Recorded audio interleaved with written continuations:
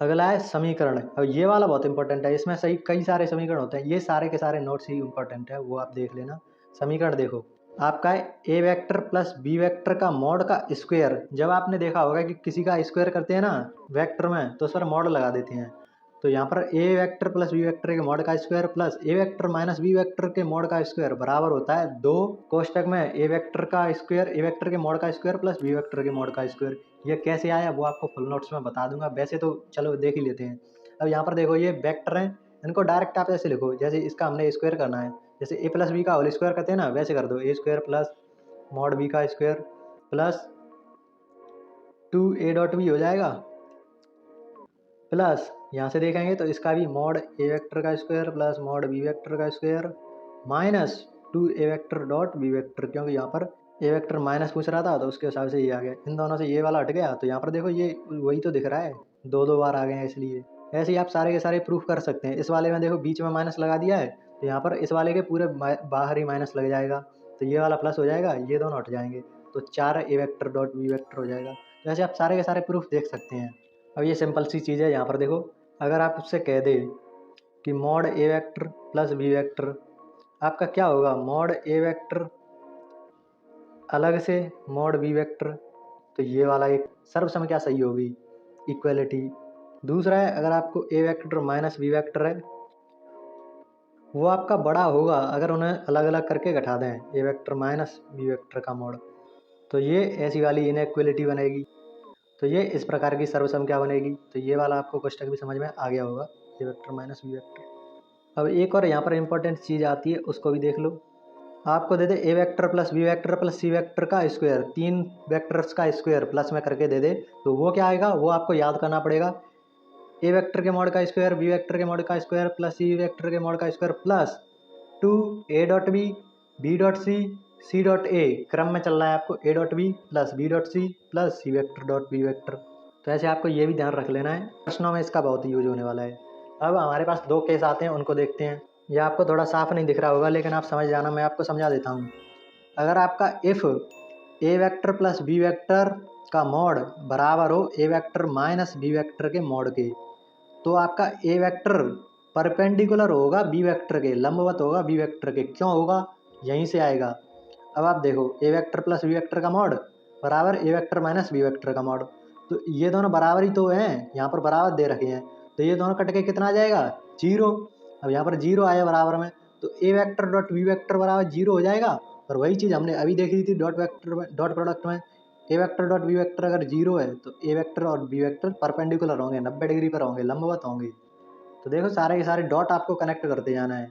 और यही इसका उल्टा भी है, यहाँ पर देखो उल्टा ही लिख रहा है कि अगर आपका ए वेक्टर बी वेक्टर के परपेंडिकुलर है, ये चीज़ आपको दे रखी है, तो आप इससे आप लिख सकते हैं कि जो A vector minus b vector का मॉड है वो आपके बराबर होगा a vector plus b vector के मॉड के। वही चीज़ है, दोनों उल्टे हैं, या तो ये हो तो ए वेक्टर परपेंडिकुलर होगा बी वेक्टर के, या फिर दे रखा हो तो ये वाला सही हो जाएगा। वो तो दोनों एक दूसरे के कॉम्प्लीमेंट्री है, ऐसा बोल सकते हैं।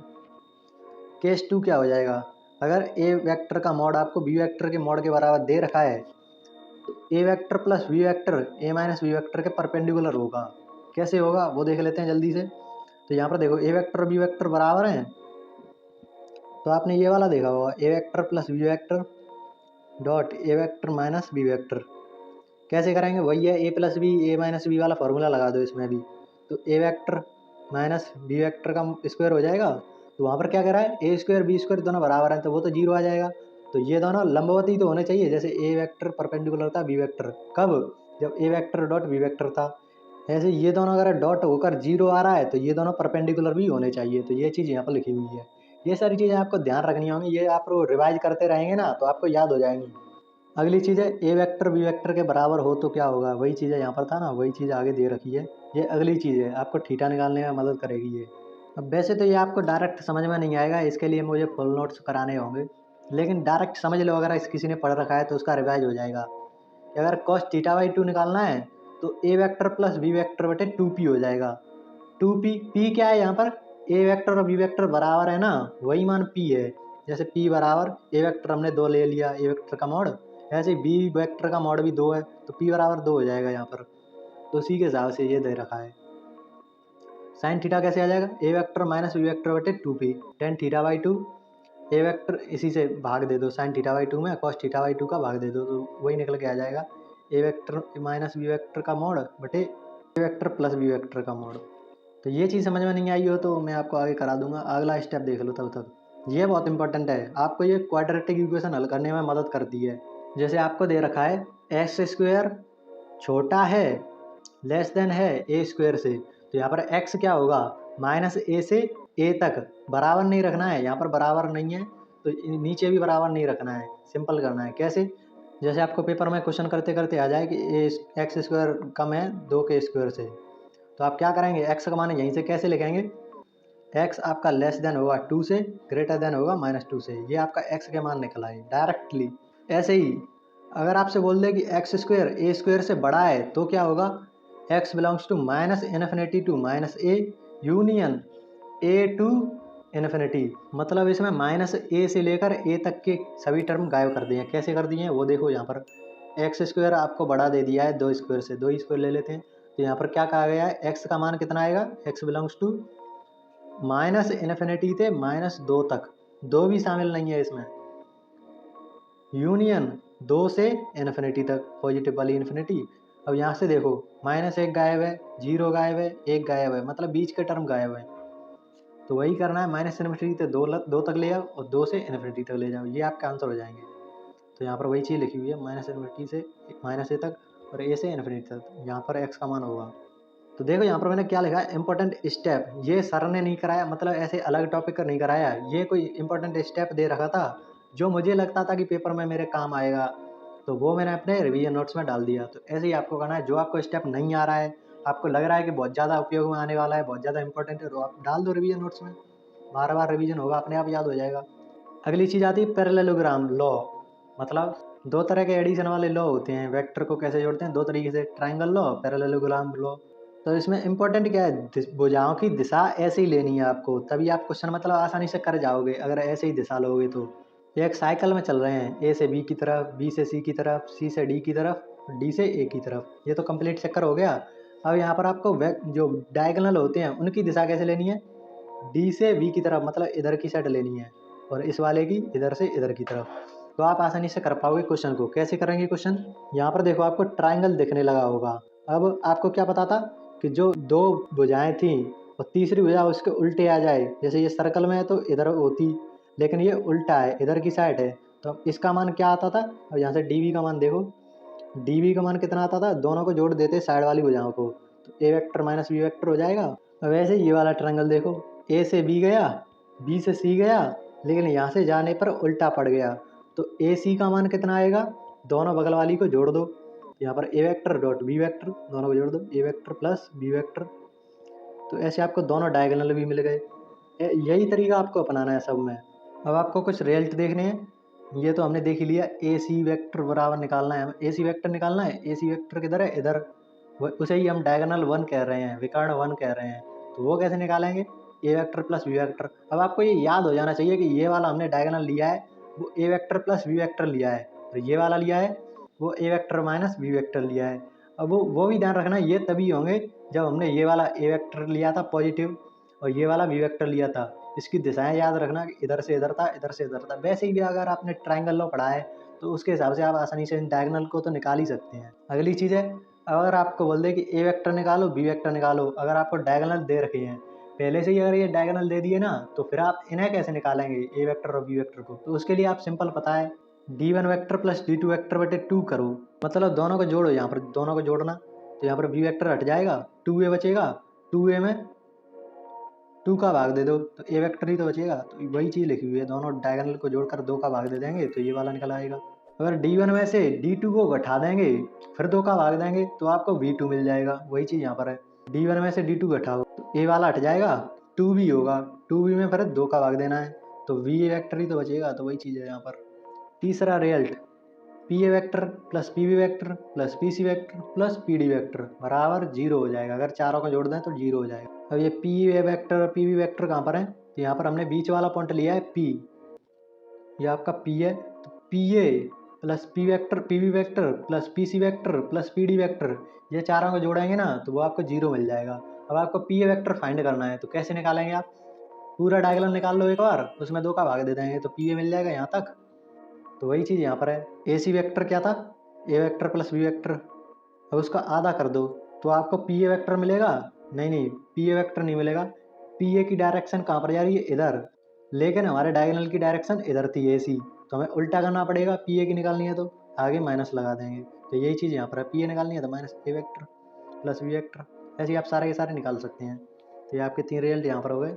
अब आता है आपका सेक्शन फार्मूला। सेक्शन फार्मूला पर देखो मैंने टिक लगा रखा है कि ये तो मुझे आता है। अगर आपको नहीं आता है तो बता देता हूँ। अगर वेक्टर इंटरनली डिवाइड करता है तो क्या जाता है? M B vector plus n ए वेक्टर बटे एम प्लस एन, ये हिंदी में बोला है। तो अंतः खंड करें तो वो उसके लिए ये वाला आ जाता है सेक्शन फार्मूला। और जो अगर आपका एक्सटर्नली डिवाइड कर रहा है, मतलब बाह्य विभाजन कर रहा है, तो उसके लिए क्या हो जाएगा? M B vector minus N ए वेक्टर बटे एम प्लस एन। ये जनरली सबको पता होता है, इसलिए मैंने अपने नोट्स में नहीं डाला कि मुझे तो पता था। आगे आपका क्रॉस प्रोडक्ट। अब यहाँ से कैसी कैसी चीज़ें आपको इंपॉर्टेंट मिल रही हैं, तो सबसे पहले तो आपको यही पता होना चाहिए कि क्रॉस प्रोडक्ट होता क्या है। तो अगर आप कोई 2 वेक्टर का क्रॉस प्रोडक्ट करते हैं तो क्या आता है?